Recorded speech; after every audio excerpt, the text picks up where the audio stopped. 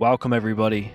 Today, I'm covering the new dev update that was released on this fine Thursdoid, where they announce a few changes that will completely change the way we play the game and progress. Let's get into it.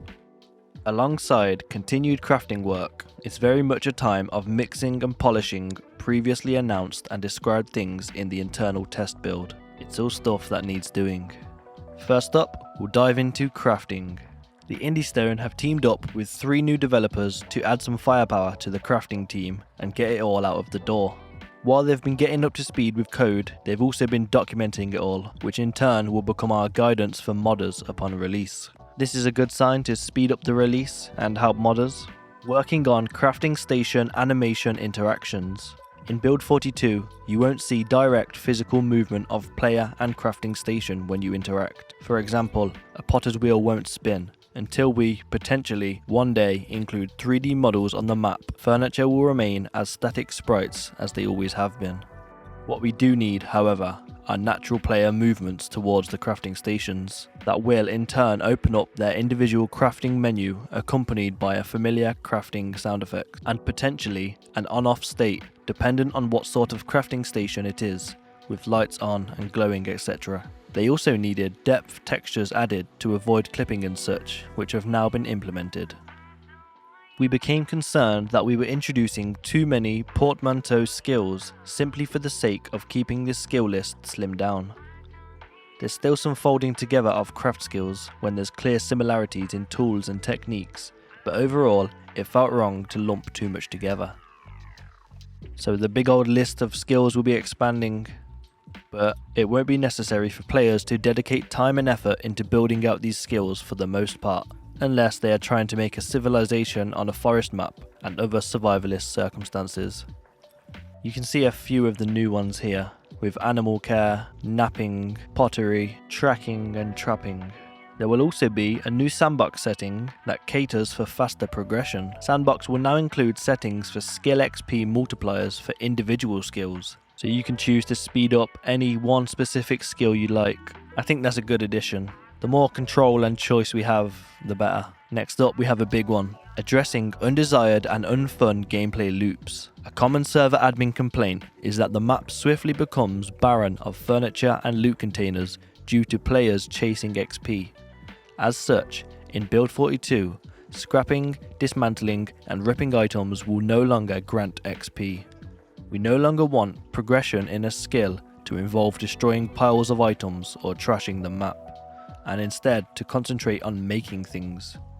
XP for actions such as building structures and repairing clothing has been boosted to adjust for that, and the individual skill XP multipliers in the sandbox settings also offer more means to compensate. This said, as things stand, XP for dismantling electrical items or wrecked vehicles remain. So that is quite a big change to the way we'll play. No more dismantling entire houses to level up your carpentry. Although I'm sure it will still happen, as people will still need the materials to craft. I think we'll have to see how this one works out. It does seem like you may have to build less things, as the XP has been boosted. Let me know down below if you think they made the right choice with that change. Next up, we have the added skills for wilderness play. Napping and carving have both been added.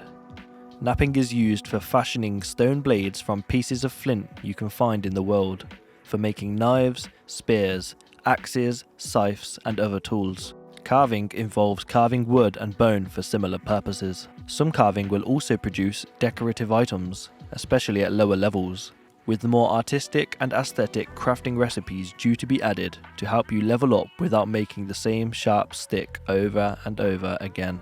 This game is definitely headed in a way of catering towards wilderness survival and sustainability. I've seen some people moaning about that, but you don't have to play that way, and it's nice to have the option to.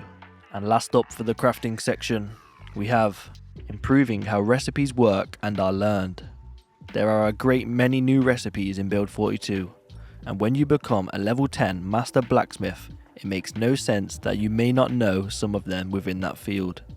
As such, many of them now come with an auto-learn requirement, in which a skill level, or a combination of different skill levels, will automatically know them.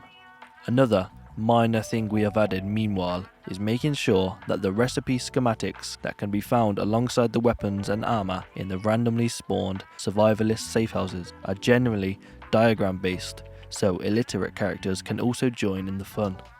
I think this is good, having level based recipes instead of always needing to find them. It does make sense. Next up, we're going underground. There are two different sorts of subterranean lair in Build 42.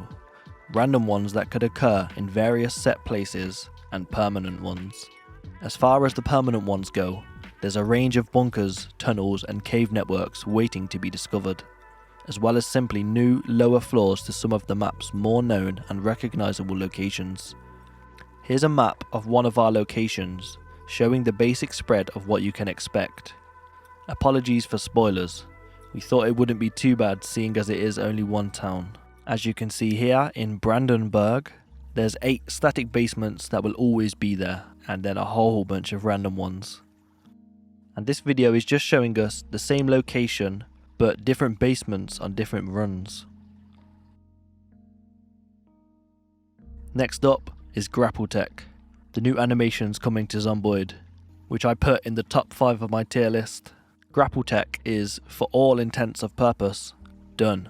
This is the update to PZ's animation tech that allows 2 characters to directly interact, whether Survivor on Survivor, Survivor on Z, or Z on Survivor. As discussed and shown before, the first use case of this will be in fixing the jankiness in PZ that's always surrounded the carrying, moving and disposing of bodies. In a previous blog post, they showed an unfinished animation of the player throwing bodies through a window, but this now has been added into the system, which can be seen in this video. They did note below, "We are aware that after the window chuck, the plummet of the corpse doesn't look great yet. This will be addressed in future and is separate to what we're doing with Grappletech." They had previously said it wouldn't be a part of the unstable beta, but now it's done and playable, they feel it's a potential, dependent on the progress made by the crafting team.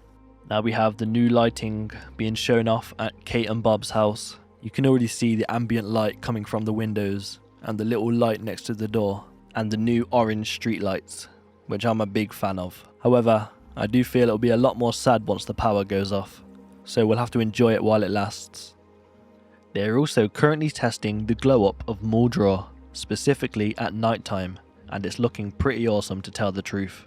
We hope that survivors are going to be tempted out of their bases during moonlit hours a bit more than usual to see it. So they're showing off all of these locations during the day and night, and I must say they do look great. I love how bright the neon signs are as well. When you're new to the game especially, nighttime can be terrifying, but it looks so great out here. I think some people might become night owls. There's just a few more little things, but before you do that, hit that subscribe button to stay updated. Newspapers have been finalised, and this week they have been checked through for authenticity by a local American news journalist. They will next be added to the game's loot tables once relevant edits have been made. There seems a good amount to be added, and with their headlines and pictures, it will really add to the world building and immersion. They also mentioned, "We weren't entirely happy with the predictable way that deer were following our predefined paths through forests, and as such, with zoning and biome work complete, a natural step for this system would be to create multiple pathways for wildlife organically.